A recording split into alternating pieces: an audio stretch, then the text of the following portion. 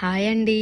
Hotel స్టైల్లో chicken biryani ఎలా చేయాలో చూసేద్దాం. 1 కేజీ రైస్ తీసుకున్నాను. నేను హాఫ్ అన్ అవర్ ముందే రైస్ని నానబెట్టుకోవాలి. చికెన్ తీసుకొని అందులోకి ఉప్పు, కారం, పెరుగు, ధనియాల పొడి, పసుపు, అల్లం ఎల్లిగడ్డ, బ్రౌన్ ఆనియన్స్, ఫ్రై చేసిన ఆయిల్, ఒక నిమ్మకాయ అన్నీ మంచిగా చికెన్కి పట్టేలాగా బాగా మిక్స్ చేసి హాఫ్ అన్ అవర్ సైడ్కి పెట్టండి.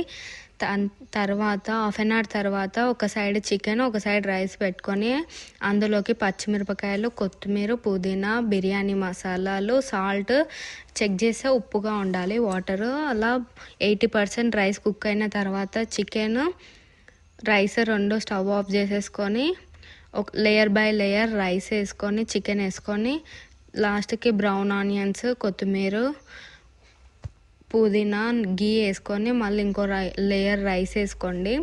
వేసుకున్న తర్వాత మళ్ళీ బ్రౌన్ ఆనియన్స్, కొత్తిమీర, పుదీనా, గీ వేసుకొని నేను కొంచెం కలర్ కోసం ఫుడ్ కలర్ని వాటర్లో డైల్యూట్ చేసి వేసిన బాగుంటుందని. తర్వాత స్టవ్ ఆన్ చేసుకొని ఒక 5 minutes హై ఫ్లేమ్లో, ఒక 15 minutes లో ఫ్లేమ్లో పెట్టుకున్న తర్వాత స్టవ్ ఆఫ్ చేసి 15 minutes టైం వదిలేయాలి. తర్వాత బిర్యానీ చూడండి ఎంత బాగుంటుంది.